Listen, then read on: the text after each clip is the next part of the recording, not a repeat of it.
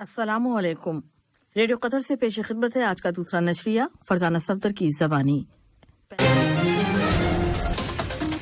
اسمو امیر والد نے تنبک علاقے میں تعمیر کیے گئے اسپتال عائشہ بنت حمد العطیہ کا افتتاح کیا۔ قطر اور جاپان نے دو طرفہ تعاون کے تعلقات اور انہیں فروغ دینے کے وسائل کا جائزہ لیا۔ شرم الشیخ میں بین الاقوامی ماحولیاتی کانفرنس جاری ہے۔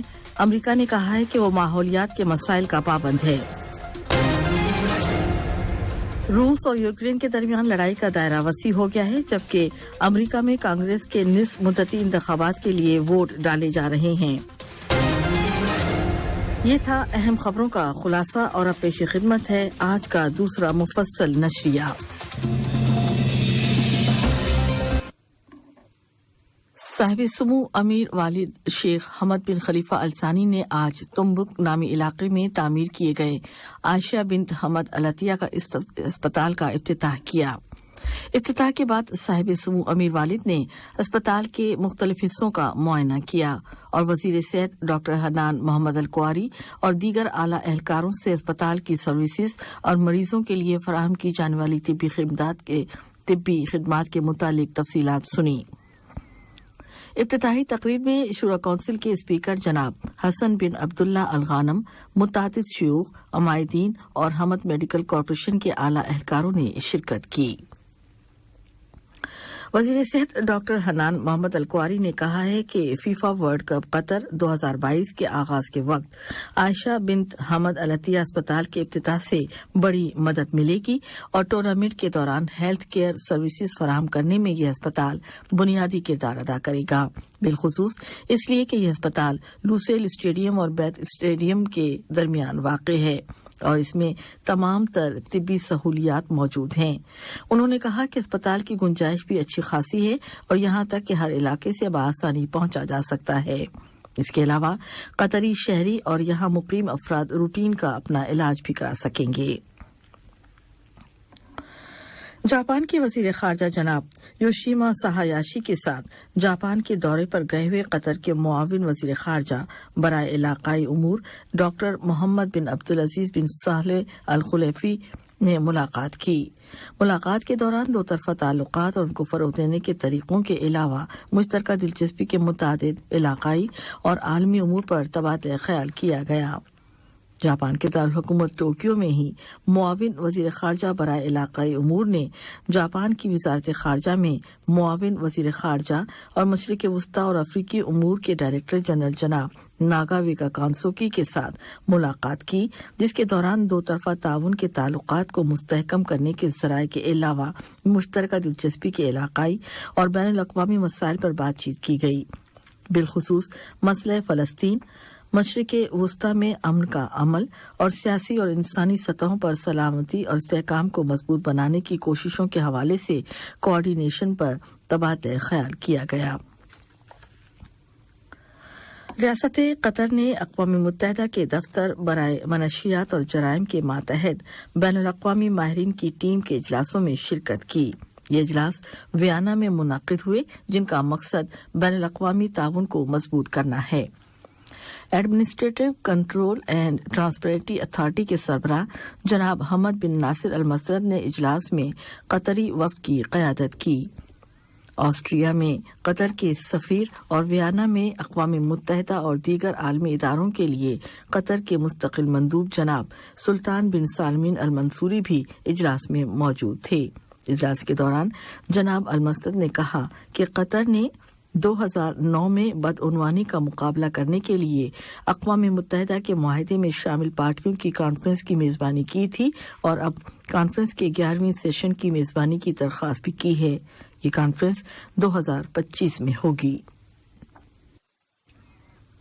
انسانی حقوق کی قومی کمیٹی کی صدر اور انسانی حقوق کے قومی اداروں کی عالمی اتحاد کی سربراہ محترمہ مریم بنت عبداللہ العطیہ نے ویڈیو کانفرنسنگ کے ذریعے اقوام متحدہ کے سیکرٹری جنرل کی نائب محترمہ امینہ محمد کے ساتھ بات چیت کی۔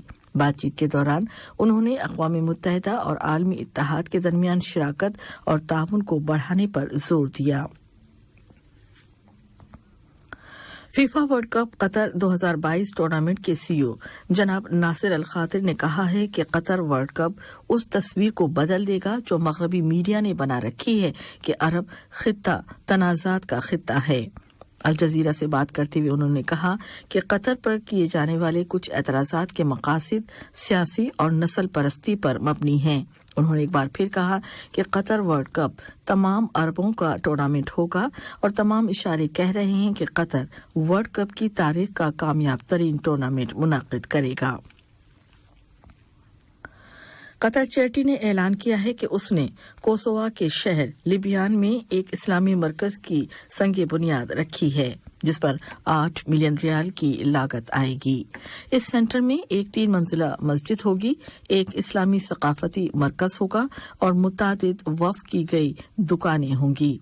संग बुनियाद की तकरीब का इफ्तिताह कोसोवा के मुफ्ती आम जनाब नईम तरनावा, लिबियान म्यूनिसिपैलिटी के मेयर और कतर चैरिटी में ऑपरेशंस और बैनुल अक़वामी अफ़ज़ाइश के इदारे के सीईओ जनाब नवाब अल हमादी ने शिरकत की। उन्होंने कहा कि ये इस्लामी मरकज कतरी अवाम की जानिब से एक तोहफा है और कतरी मुखय्यर हज़रात कोसोवा के अवाम की इमदाद करते रहेंगे। कोसोवा के मुफ्ती आम ने तमाम शोबों में कोसोवा के अवाम की सपोर्ट पर कतर की कोशिशों की तारीफ की। मिस्र के सेहत अफ़ज़ा मकाम शर्म शेख में माहौलियाती तब्दीली के मुतालिक अक़वाम मुत्तहिदा के मुआहदे में शामिल पार्टियों की कॉन्फ्रेंस जारी है। COP27 नाम से मौसूम इस आलमी कॉन्फ्रेंस में दुनिया की तकरीबन 120 सरबराहान और 177 मुल्कों के नुमाइंदों के अलावा दुनिया भर से तकरीबन 40,000 अफराद शिरकत कर रहे हैं। अमेरिका ने एक बार फिर कहा है कि वो माहौलियात से मुतालिक मसाइल का पाबंद है। माहौलियात के लिए अमेरिका के खुसूसी एलची जनाब जॉन केरी ने कहा है कि चैलेंज बहुत बड़ा है और इंसानियत के लिए ये सबसे बड़ा चैलेंज है। उन्होंने कहा कि माहौलियात का बहरान सिर्फ बुनियादी ढांचे, मईशत और सिक्योरिटी के लिए ही खतरा नहीं बल्कि रोजमर्रा की जिंदगी के तमाम गोशों के लिए खतरनाक है। दर्जनों यहूदी आबादकार आज काबिज इस्राएली पुलिस की हिफाजत में मस्जिद अक्सा में जबरदस्ती दाखिल हो गए। उधर काबिज फौज ने मकबूजा मगरबी किनारे और बैतुल मक़दस के कई इलाकों में बड़े पैमाने पर गिरफ्तारियां की हैं। इसी दौरान में मकबूजा फलस्तीनी इराज़ी के मुतालिक इंसानी हुकूक कौंसिल की तहकीकाती कमेटी ने जेनेवा में समाअत शुरू कर दी है। ये समाअत इसराइल की जानिब से मकबूजा अराजी और बैतुल मक़दस में बैनुल अक़वामी इंसानी कानून की खिलाफवर्जियों के बारे में है। रूस और यूक्रेन के दरमियान लड़ाई का दायरा वसी हो गया है। मॉस्को ने डोनेस्टिक के हवाई अड्डे के इर्द गिर्द के इलाके का मुकम्मल कंट्रोल संभाल लिया है और एयरपोर्ट के रनवे के अक़ब में मौजूद यूक्रेनी फौज के आखिरी अड्डे पर कब्जा कर लिया है। उधर रूस के नायब वजीर खारजा ने इशारा दिया है कि उनका मुल्क कीव के साथ बातचीत के लिए तैयार है, जबकि क्रेमलिन ने कहा है कि वाशिंगटन के साथ बराह रास्त बातचीत हो रही है। एक दीगर खबर में तुर्की के वजीर खारजा जनाब मौलूद चावेश ओगलो ने कहा है कि रूसी अनाज और खाद की बरामदात की राह में मौजूद रुकावटें पूरी तरह दूर नहीं की गई हैं, हालांकि इनकी सप्लाई इस्तांबुल मुआहदे का एक हिस्सा है। उन्होंने कहा कि अंकारा उन इक़दामात का अंदाजा लगाएगा जो रूस के मुतालबात पूरे करने के लिए किए जाएंगे। अमरीकी शहरी आज कांग्रेस के निस्फ मुद्दती इंतखाबात में मेंबरान को मुंतखब करने के लिए वोट डाल रहे हैं। ये वोट कांग्रेस के तमाम मेंबरान, सेनेट के 1/3 मेंबरान और 50 रियासतों में से 36 के गवर्नरों के इंतखाबात के लिए डाले जा रहे हैं। रिपब्लिकन्स कोशिश कर रहे हैं कि इस इलेक्शन के जरिए वो कांग्रेस में अक्सरियत हासिल कर लें और अगर ऐसा हो गया तो आइंदा 2 साल के दौरान सदर जो बाइडेन का एजेंडा जमूद का शिकार हो जाएगा और साबिक सदर डोनाल्ड ट्रंप की व्हाइट हाउस में दोबारा वापसी का रास्ता हमवार हो जाएगा। सदर जो बाइडेन ने इन इंतखाबात को जमहूरियत की बका की जंग करार दिया है। उन्होंने डेमोक्रेट्स की कामयाबी की उम्मीद जाहिर की है। आज का दूसरा नशर खत्म होने से कबल अहम खबरों का खुलासा एक मरतबा फिर समाअत फरमाइए।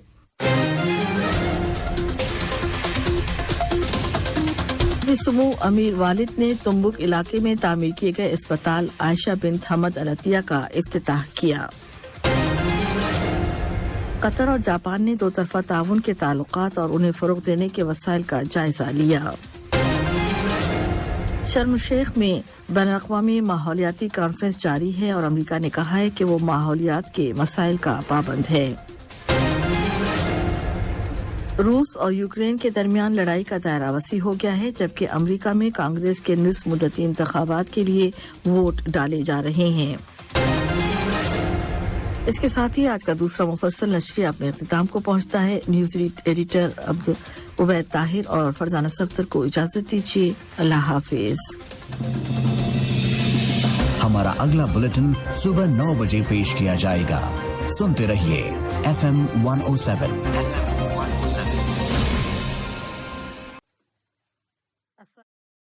अस्सलाम वालेकुम दोस्तों, मैं हूं शेख नूर। आप देख रहे थे कतर न्यूज़ टुडे। मुझे उम्मीद है कि ये वीडियो आपको इंफॉर्मेटिव लगी होगी। इसी तरह के वीडियो पाते रहने के लिए नूर टाइम 24/7 यूट्यूब चैनल को सब्सक्राइब कीजिए और इस वीडियो को लाइक, कमेंट और शेयर ज़रूर कीजिए। अगर आप फेसबुक पर देख रहे हैं तो शेख नूर पेज को लाइक कीजिए और फॉलो कीजिए ताकि मैं जैसे वीडियो अपलोड करूँ आप तक पहुँच जाए। शुक्रिया।